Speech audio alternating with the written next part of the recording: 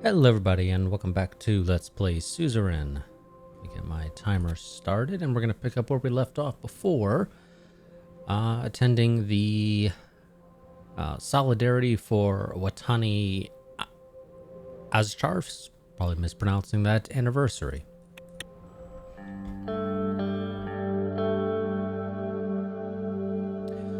On our way to Inner Suzerain, we stopped to meet with the local police chief, Jonas Fieser, to discuss how the abolishment of the zone was faring for the locals. The city had been of particular importance to the Blutish people ever since the Azam incident and the death of Watani Azcharf over 2 decades ago. Today we were here to commemorate the anniversary of those events. The ceremonies were to be held in the aptly named Azam Square, several blocks away from Lake Sol and the sunken ruins of the village of Azam. We entered the historic center in the presidential Cadilla. The streets were littered with broken glass and the walls defaced with graffiti. I sensed a heavy regional police presence. Our convoy could barely fit through the narrow streets, disrupting local traffic and creating noisy chaos in the usually tranquil city. Pedestrians stared at us with concern as we and our security forces drove towards the square. I must say, this was a good decision, sir. This will help ease tensions. That was my intention all along. As expected. We were almost there. I can hear the crowd. I heard the chants and shouting from outside. Lucien leaned closer to the window, listening to their voices. They seemed to be chanting Yolag Blundart. I believe that means Free Bludia in Blutish, or something of the sort. A large crowd had assembled in the square. There were probably at least 10,000 people. Our vehicle came to a stop. My driver exited the vehicle and opened the door for me. The crowd before me had signs in their hands protesting my decision to centralize Bergia. We were greeted by Mansoon Leek. He wore a coat over his suit, which was marked with the red and turquoise stripes of the Blutish movement's flag. He moved forward to greet us. Welcome to Suzerain, Mr. President.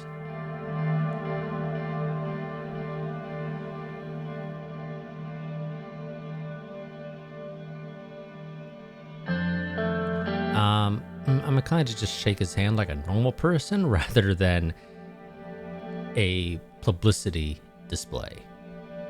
Or publicity display. We shook hands, Mr. Leek. Mr. Glad, welcome. Shall we move on to the sanctuary then? Let's go. We made our way to the Suzerain sanctuary, which stood at the end of the square. A much smaller replica of the arch sanctuary in Deer, the ancient building had a mystical aura emanating from its blackened walls. We entered the building through the ornamented large middle gates. As we walked, the noise of the crowd faded out. Everyone fell silent for the ceremony. Thousands of candles were burning inside the sanctuary, one for each person that died in Azam. The red candle in the center was for Watani Azcharf. Mansoon gestured towards the candles.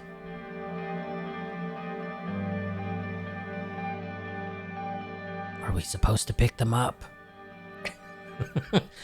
Because I don't know if we're supposed to pick them up. I feel like it's a no, if I'm completely honest with you.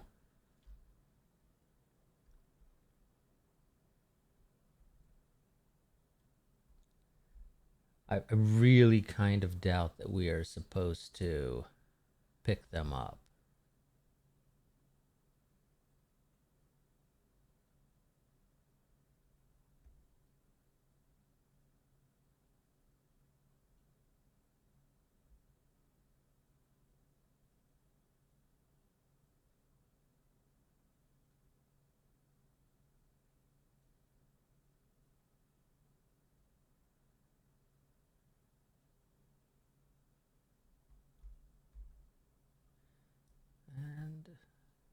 Mostly just checking out of my own curiosity, and yeah, this doesn't provide any information regarding what you should probably do. So I actually do not know. I really feel like picking up the red candle isn't the best option. I really feel like it's not the one that we should probably pick. But fuck it, we'll do it.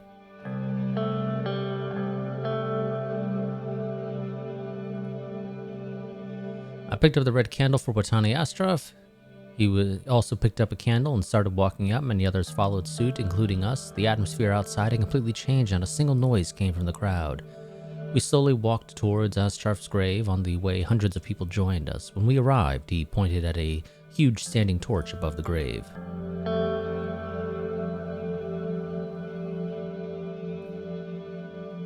I assume we want to light it. It'd be a bit weird to just have a torch out there that we put a candle next to. I feel like doing it with Monsoon is the obvious choice. We lit the torch together. I turned around and realized the sheer amount of people who were following us. They were all looking at me, waiting to hear what I had to say.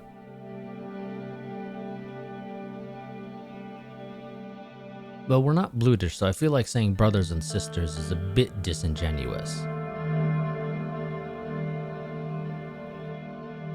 I think we'll just go with my fellow citizens.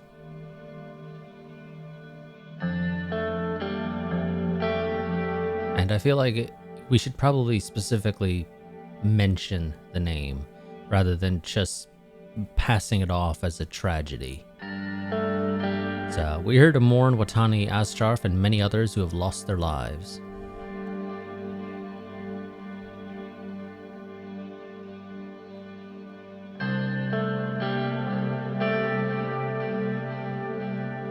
Let's see.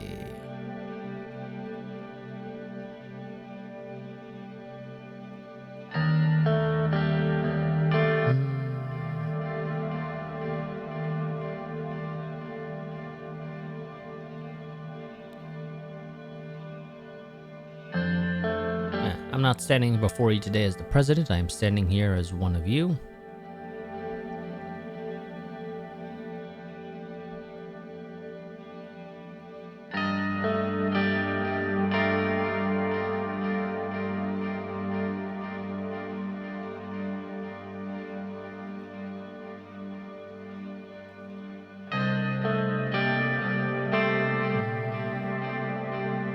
Despite attempts to divide us, our people will stand as one. We are sword, we are blood, we are all united under one flag. An old man from the crowd yelled, "He is right!"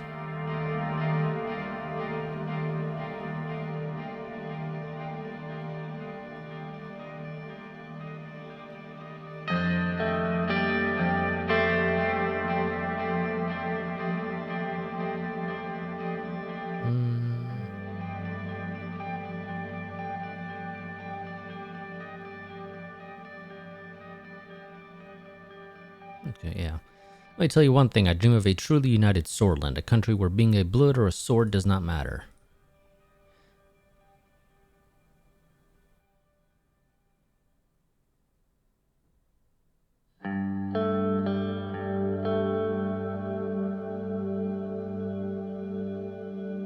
Let this be a testament of our unity for future generations. Let's stand together as blood and sword.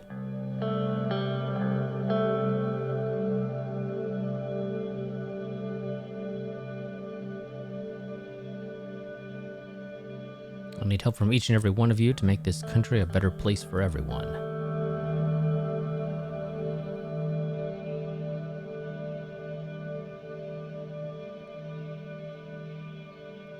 And to our unity. There was no reaction from the crowd, only silence. Monsoon leaned in closer to me. I must admit, Mr. President, that was a good speech. I hope the crowd thinks the same. He extended his hand to me for a handshake. Oh, well, no, we're going for a hug, buddy. Instead of going for the handshake, I spread my arms and hugged him. Suddenly, the whole crowd erupted in applause. Thank you for this, Mr. President. I don't think the people of Arizona will ever forget this. You've become the first and only president brave enough to come to Suzerain and pay respects to the Azam victims. I hope this will be the start of a new era. Thank you. Lucien rushed over to me. Sir, it's time to go. We started making our way back to the convoy. Well done, sir. This will prove very useful in the upcoming elections. Not everything is about votes. It's not. We entered our vehicles and started making our way back home from Arizona. And yes, I completely I pronounced that like a million different ways. Brotherhood of the People, President Rain surprised the country with his attendance at the Azsharf anniversary. He joined the vigil alongside Mansoon Leek on the day Sordland remembers Watani Azsharf. He has delivered a heartfelt speech that resonated among the crowd. We hope that his words won't just stay as words. Long live Brotherhood of the People. Let's see. Okay, nothing else to do here, so briefing on the current political situation. I walked to the White Room with a cup of coffee in my hand. My vice president had scheduled a meeting on the current political situation. I opened the door and entered the room. Peter immediately stood up. Anton, morning. Good morning. All right, I've got some updates for you on what we're dealing with politically. He pulled out a few documents from a briefcase and laid them on the table. Simon told me that he's almost done with a new economic plan. He said that he still needs some time with it. Personally, I think he's just trying to avoid human contact for as long as possible, but what do I know? At any rate, he will schedule a meeting soon to go over our options.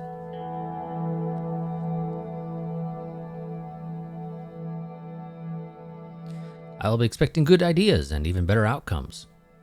I'm sure he'll deliver. He closed the folder and put away the documents. Next on the docket. Next, it's time to talk about our election prospects. There was a sharp, soft knock on the door. Lucien insisted on being here for this part. How are you two getting along these days? How do you think, Anton? I mean, he's polite enough to my face, but before he could continue, Lucien walked in. Mr. President, Mr. Vice President. His tone was nothing but cordial and professional, even as he cast a withering stare in Peter's direction. The three of us sat down. Peter handed out a new set of documents. Mr. Vectern, I'll let you take the lead on this. I will, Lucien, thanks. I just received the results from a voter poll I commissioned earlier this year. To put it in plain language, it's not great. Bad, even. The USP stands to lose up to 20% of the vote compared to last time around. Delta me straight, do we still have a chance? We still have a year to gain more votes, but we've got to think strategically. And if there's one area Mr. Vectern excels in, it is thinking strategically.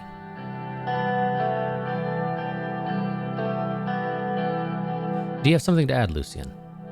No, pardon the interruption. Peter ignored him and shuffled some pages around. Looking at the demographics of the voters polled, you've fallen out of favor with conservatives. Less than half of them are likely to vote for you. The liberal base appears divided, but you do have a considerable number of supporters there.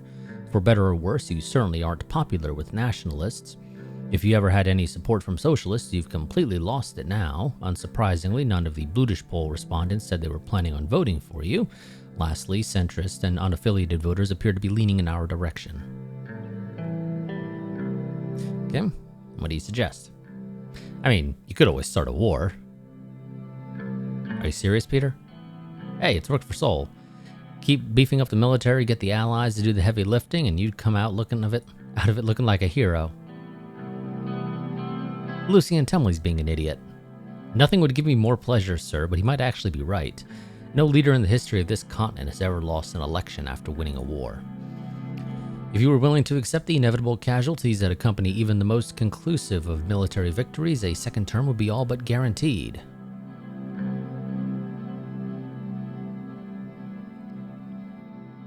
If Rumberg escalates things, I won't back off, but I won't start a war just to get votes. Peter shrugged. It was just a thought. Any other advice for me, Lucien? Lucien smiled and bowed his head slightly. Thank you, Mr. President. This may sound like common sense, but a convincing enough campaign can succeed where policies fail. Even if you've opted not to focus on your campaign at the moment, I'd still advise you to seize every chance for exposure that you can.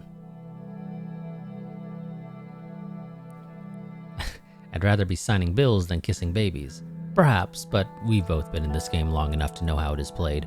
One more thing. There is a not insignificant portion of undecided voters who don't care who occupies the Maroon Palace as long as the economy is running smoothly. Mr. Hull's new plan could be key to winning them over. We must march towards a strong recovery. It's all on Simon, then. Partly, yes. Our country seems to be stable so far, but we should avoid further crisis if we want to come out of this term strong. There are some worrying news. The Lotharberg group is up to something. My informants have been talking about frequent meetings happening between the oligarchs.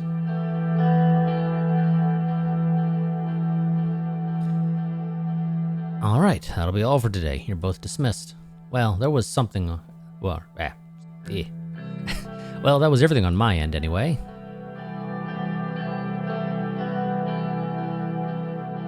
Good work, both of you. I'll see you shortly. I left the room to attend to my next meeting. Okay, what do we got now in the news? Government-imposed mandatory vaccine policy. The administration has opposed that everyone in the country has to be vaccinated against polio disease, a disease barely claimed more or less 1,000 people in Bergia. Why is it necessary for the whole country to spend our hard-earned rent for something that is nowhere near us? The disease was spreading from Wayland to Bergia. It seems that those illegal immigrants from Wayland not only caused chaos in our society, but also brought with them deadly diseases. As such, it is more than clear that the solution to this problem is to completely quarantine the entirety of Bergia and increase our border control. Instead, President Rain is forcing everyone to pay for something that we don't currently need. The Rain administration has procured a substantial amount of polio vaccines from Kairut. With the plague spreading rapidly in Bergia, the Ministry of Health, Pascal Benawal, led the effort in containing the sickness. Several villages are quarantined to curb the number of infected and the relatively low death toll of this moment.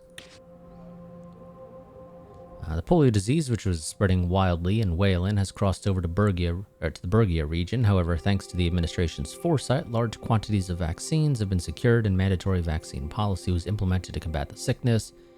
The Ministry of Health, Pascal Benawal, has delivered a statement to compliment President Anton Rain on his decisive actions, which led to the ongoing preventative measures. Okay, what else do we got? Okay, here we go. Yep, polio diseases controlled inside the Bergia region. Wonderful. Long lines waiting for polio vaccine in Deer. Long lines of citizens in the major city of Deer are expected to be administered with the polio vaccine, though there is some resentment with the citizens in cities that the disease has not yet reached. Most of the people in Bergia, or in the Bergia region, are happy that the disease is under control, and that's the important bit. Okay, looks like nothing else. We just got the Arcasia offer for military investment aid. What do we got here? Arcasian Foreign Minister Laurent Martel, in concert with Arcasian President Dwight Walker, has extended a significant proposition to bolster Sordland's military-industrial complex in Enrica. This generous aid package from Arcasia encompasses substantial financial assistance, logistical support, and expert guidance from their private military companies. This offer aligns with the industrial expansion plans outlined by Ministers Hall and Manger, aiming to transform Sordland into a competitive hub for new industries. I think we'd have to be crazy to reject it, although it doesn't tell us what we actually get out of it right now. Although, based off previous conversations, this is partly just kind of a hint, hint, nudge, nudge, see how serious we are about aligning with Arcasia. And we're going to accept it. I think we'd have to be crazy not to. It's helpful. It's very helpful. So, Sordish military industry. Sordland has established a new military industry to manufacture and supply the country's armed forces with the necessary equipment. This move is aimed at reducing the country's dependence on foreign suppliers and increasing self-sufficiency in the production of military hardware. The industry has the potential to boost the country's economy by creating jobs and promoting technology transfer. Wonderful. And military expansion, or military industry expansion program. The military industry expansion program aims to bolster the defense sector by providing financial support of up to 10,500 Sordish Ren per person and to entrepreneurs and military manufacturers. Alongside monetary assistance, comprehensive support will be extended, including training, materials, manpower, and reimbursement of up to 70% of equipment costs. This program intends to enhance domestic military capabilities, promote technological advancements, and foster a robust defense industry that aligns with national security objectives. Okay, what do we got in the news? Okay, Enrican resurgence. Arcasian aid fortifies Sordland's defense industry. This major transformation, while promising, requires vigilance to ensure that Sordish identity and interests remain paramount amid this foreign-funded renaissance. The crucial question remains, how can we best leverage this opportunity while preserving our national self-determination? The announcement of a significant aid package from Arcasia has ignited a spark of potential industrial revolution in Enrica. While this initiative promises a transformation of our military-industrial complex, the fact remains that it's Arcasian funded. The positive implications on our economy are manifold, and we need to openly navigate this investment to secure Sordland's long-term economic interests. As we step into this new era, it's essential that our growth becomes synonymous with the values of Arcasian capitalism. In a bold move, Arcasian Foreign Prime Minister Laurent Martel, backed by President Dwight Walker, has extended a generous aid package to Sordland to rejuvenate our military-industrial complex. The offer is set to transform Manrika, ushering in a new age of industry and innovation. However, the deal raises concerns about Arcasian influence over our nation, requiring us to critically examine the true cost of this so-called generosity. How we respond will be a test of our commitment to sovereignty and self-reliance. Let's see. Okay, wow, already growing. Enrica is witnessing a steady growth in its military industry. Damn, that was fast. We just made the decision. Thanks to Arcasian investments and guidance from private military companies, this influx of foreign capital and expertise has significantly boosted the sector, positioning Enrica as a growing hub for military-industrial output. Self-sufficiency in military production will help Sordland to deter regional rivals. Now, if only we didn't have an antiquated railway still. That's probably not helping a whole lot, but what can you do? Okay, industrial expansion. Mr. Hall and Manager have prepared a massive industrial expansion plan that could support several key industries in the country through state investments. Sordland could become much more competitive and a hub for new industries with this initiative. Okay, now the question becomes, what do we invest in?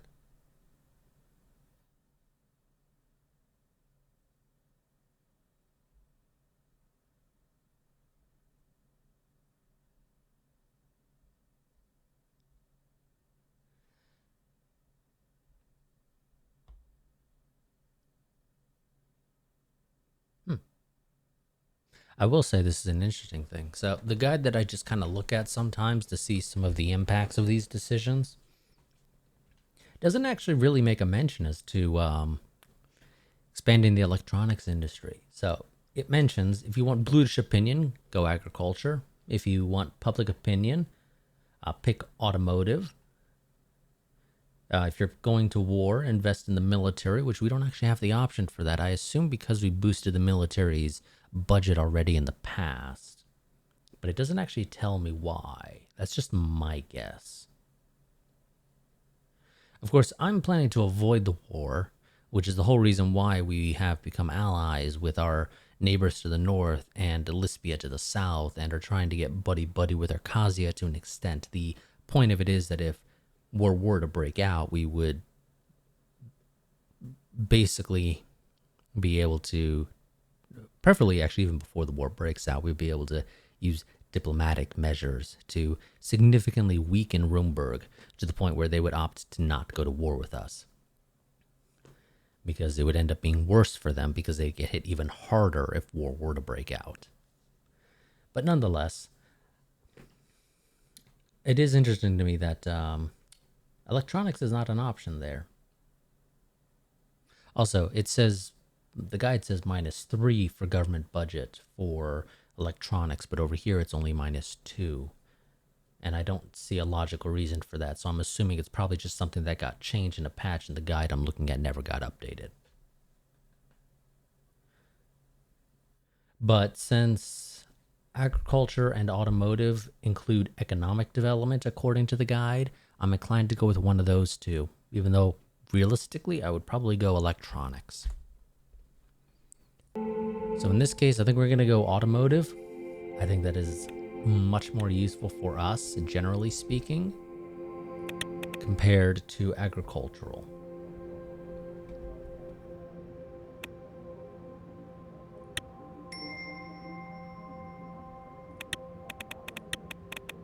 So automotive industry expansion. Oh, it might also just be because we accepted that deal with Arcasia. That's probably actually the reason why, because yeah, this is basically the exact same stuff as the military industrial expansion program for text. Only difference is it's regarding the automotive field. Okay. Driving forward, Conriat fuels Sordland's automotive ascent. Conriat's automotive industry, empowered by the government's industrial expansion plan, promises to revitalize the city's economic landscape.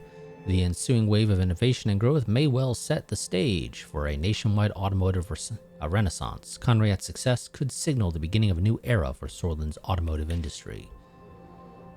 And then... Will Anton Rain be the president that released the first Sordish car? For now, the massive grants, cheap loans, and logistical support is more than welcomed.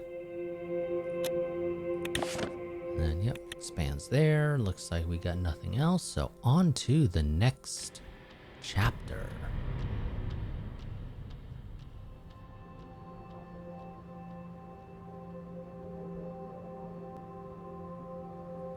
Okay, what news do we got starting out?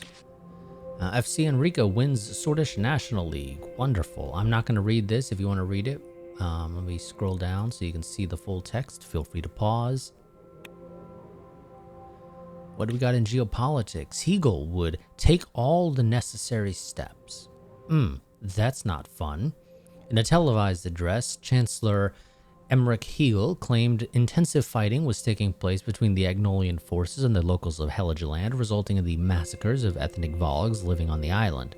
He portrayed the conflict as a national struggle and compared it to the independence wars of the former colonies in Rica. Hegel said Vogsland, as the guarantor of Heligoland's security, would take all the necessary steps to prevent mass atrocities committed against the islanders. Van Horten said in a television interview that Vogslandians must withdraw their harassment squad from the Markian Sea before any diplomatic talks can happen. Okay, it looks like nothing else, so let's see. We got the Protect Women Act. In collaboration with the... Goddamn, we have no fucking budget. In collaboration with the Commission of the Status of Women, the acknowledging the pressing issue of high domestic violence rates, the Grand National Assembly puts forth the Protect Women Act, PWA. I feel like you probably could have come up with a easier acronym to address these unacceptable conditions. Section 1 of the PWA categorically criminalizes domestic violence against women. This vital step strengthens the country's stance against such heinous acts, reinforcing the nation's commitment to upholding the rights and dignity of all women.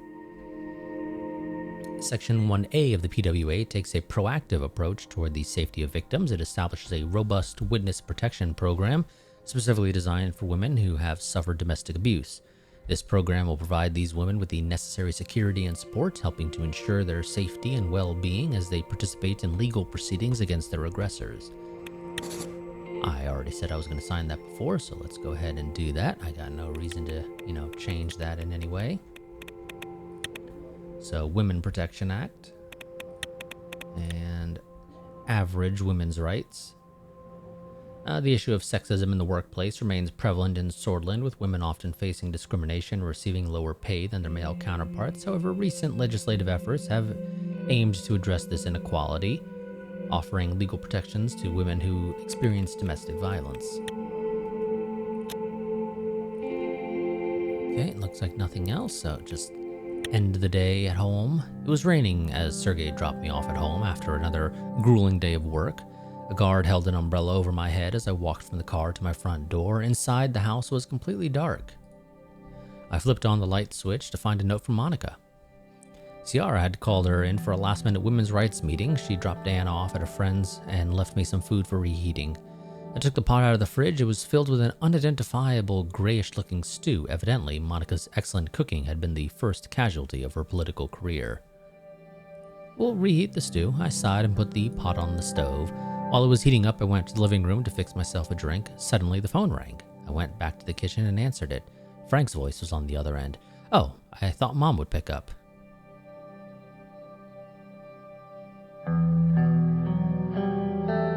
Your mother works harder than I do these days. Oh, right. She was actually in the papers over here. They're calling her fierce. There was a long silence. I got that record you sent me. Not bad for old folks' music. Glad you liked it. How's Uncle Peter doing? I mean, I don't feel like we should be saying that they're divorcing. We don't actually know if they're getting divorced still. Kind of sounded like they were maybe trying to work it out. Same as ever. Say hi to him for me. So, got a girlfriend yet?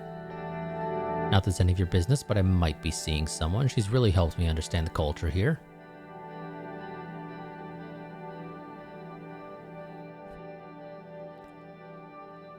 Let's see. Picking up any useful ideas over there? I mean, they're obviously doing something, right? You must think so too, or you wouldn't have made that deal with Lispia. An astute observation. Maybe you're learning something over there after all. Oh, I am. My head's been stuffed with Swordish propaganda since the day I was born. Right now, I feel like I'm thinking clearly for the first time.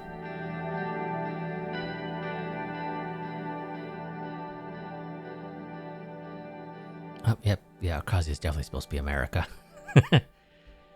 I'm happy you're opening your mind. Just stay away from Reefer. I suddenly became aware of a smoky smell coming from the kitchen. My dinner was burning. Good catching up with you, Frank. Yeah, okay. Bye, Dad. We both hung up. I raced to the stove and turned off the burner. The bottom of the pot was charred, but part of the mystery stew was still salvageable. I ate alone by the flickering light of the television, wondering when Monica and Deanna would get home. Nope, what do we got here? Ruh-roh. Oh, okay, Benfey International Airport. The inauguration of the new International Airport in Benfey has positioned the city as an exciting travel destination on the global stage. This modern airport facility will not only cater to domestic travelers, but also attract international visitors, fostering tourism and opening doors to new economic opportunities. The airport's strategic location and improved connectivity will facilitate easier access to the region, encouraging tourism-related businesses to flourish and boosting the local economy. Trade tariffs imposed. Yeah, fun. And debt crisis. Also fun. But improved transportation links. Yep, that's always good to hear. And high employment. Also good to hear. And Lauren, major trade hub for production and energy. That's also great to hear. Let's see. High economic synergy between Grooney and Lauren. Wonderful. High wine exports. Derezia. Okay, wonderful. They're buying our wine. The Jewel of the East. Interesting. And rapid city growth. Also wonderful.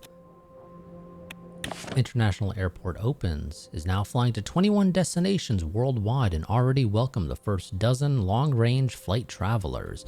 The country is well connected to international travel, and the project has been regarded as a success by the mayor of Benfey. Ooh, high investment synergy achieved. Wonderful. What do we got over here? Desalinization in progress. Seoul's pictures have been confiscated with heavy resistance from the citizens, requiring drastic measures to be enacted. Just don't shoot them, please. Thousands more gained amnesty freedom. Thousands of political enemies of Tark and Seoul are finally returning to their homes for the first time in decades. Many famous political prisoners have also been freed from Antel Rock Prison as part of the amnesty. Debt crisis shocks the economy. Yeah, that's not very good to hear, unfortunately. And trade tariffs disrupt port and marine commerce here in Lackhaven. So that's not helping us at all. Police overwhelmed in remote cities. Yeah, sorry about that, guys. Not a whole lot I can do to help you with that. At least right now. Okay, what do we got here? Echo's Insights, ATO and CSP threaten Swordish independence. Renowned former academic and Volpitzer laureate Hermann Equa, famed for his books Geopolitics of Sordland and Post-Revolution Synthesis,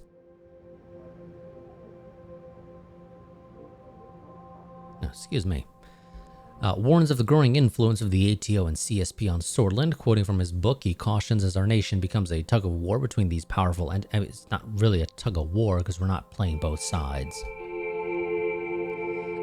The very independence of Sordland is at stake. Our challenge is to navigate these geopolitical currents without surrendering our national sovereignty.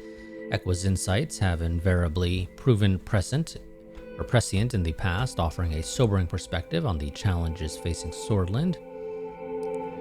USP conservatives tried to obstruct administration. Sources from within the Grand National Assembly have informed us that the conservative wing of the USP seems to be intentionally obstructing President Rain's agenda, from failing to attend committee meetings to delaying bills that the president has attempted to push through. Gloria Torrey and her fellow conservatives have no apparent motive other than blocking Rain at every turn. Tory and the president are known to have clashed over the latter's constitutional reforms. Could that have prompted her vindictive attitude? Election campaign ramps up across Sordland. The election campaigning efforts have started to pick up speed across Sordland. To become the 5th president of Sordland, the candidates began delivering their speeches at rallies and conventions while the party flags were flying in major cities. The campaign centers are busy with scheduling and organizing events. The exciting times of election are approaching. In the majority of the cities, USP appears to be the most prominent, whereas PFJP follows behind along with NFP. It will be thrilling to see the presidential race renew once again for the fast approaching elections. Swedish debt crisis causes downgrade. Yeah, that's not... Oh, Jesus Christ. Went from B- to D-. Holy...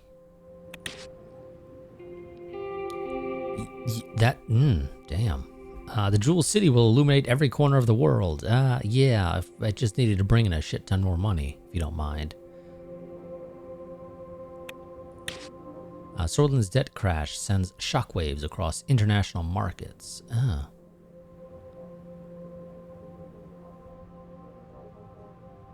Okay, yeah, not a great start of the year, evidently.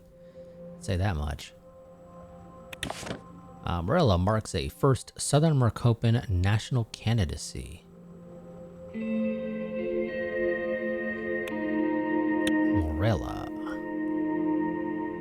Oh, here. Oh, was that them potentially joining it? Oh, interesting. I didn't read it.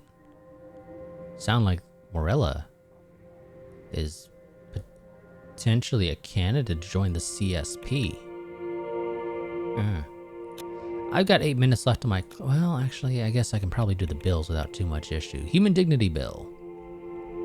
The Human Dignity Bill is set before the Assembly... is set before the Assembly to address an unintended consequence of the 1923 Legal Transactions Act. Section 1 of the HDB revisits and amends Section 3 of the aforementioned Act, which previously allowed transactions involving non-registered businesses or other entities involving individuals to be legalized, providing that accurate documentation was submitted to the financial authority. The HDB bill specifically revokes the legality of such transactions if they involve activities that infringe upon public morality. Section 2 directly addresses the inadvertent loophole created by the 1923 Act, which resulted in the unregulated existence of prostitution. This section of the HDB explicitly categorizes prostitution as an illegal activity, irrespective of whether it occurs within a registered or non-registered entity, thereby fortifying our commitment to uphold common decency and moral principles. Section 3 stipulates that the penalties for violations of the provisions in the preceding sections that deems prostitution an illegal offense subject to punitive measures as outlined by law. These measures can range from fines to imprisonment or both, depending on the severity and the frequency of the violations. Okay.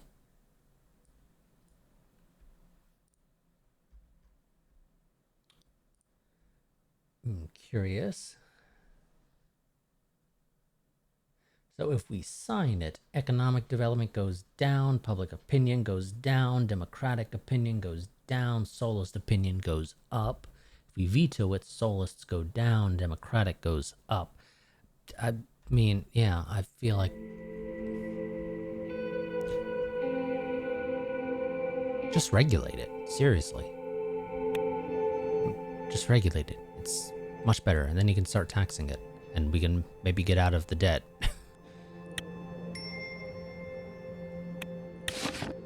Okay, what does Radical have to say? Protect Swedish sex workers. President Rain has vetoed the Human Dignity Bill. This bill would have seen sex work become an illegal offense and punishable by law. Sex workers already face high levels of discrimination. The world's oldest profession will always exist, but supporting sex workers with laws helps protect the health, safety, civil, and human rights of sex workers.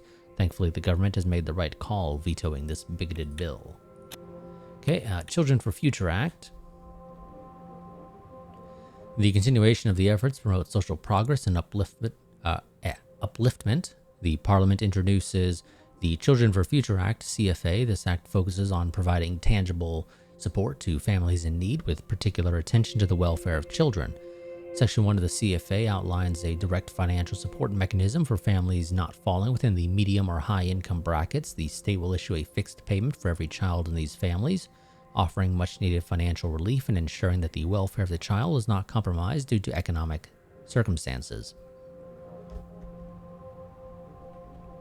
Section 2 of the CFA unlocks additional state support specifically aimed at the children of unemployed families. It provides financing for each child's education and any special health care needs that may arise. This proactive approach aims to create a safety net for the most vulnerable, ensuring that every child, regardless of their family's employment status, has access to education and health care. Okay, so if we sign it, government budget goes down by 1. We're already in the gutter. Public opinion goes up by 2, and Malunivist opinion of us goes up by 1. If we veto it, Malunivists go down by 1, and public opinion goes down by 1. So really, there's no benefit to vetoing it outside of the fact that we save a little bit of budget. We're going to go ahead and sign that one too. Here, children benefits, wonderful. This is considered a good thing. As a result of these initiatives, the literacy rate is expected to increase by 4% each year. That seems pretty high, if we're honest. Also, yes, it's getting much worse. We'll figure it out. Let's see. Children are the future. The reigning government has today passed the Children for Future Act. This bill provides parents in the low-income bracket with a fixed payment for their children and ensures state support for children of unemployed families financing their education and health care. The bill will improve the lives of countless children and families across Sordland who all deserve a fair chance in life. No child should go without education or health care. I have a little over 3 minutes left on my clock, so I think I'm going to go and end this part here, and I will see you all next time. Until then, goodbye and farewell.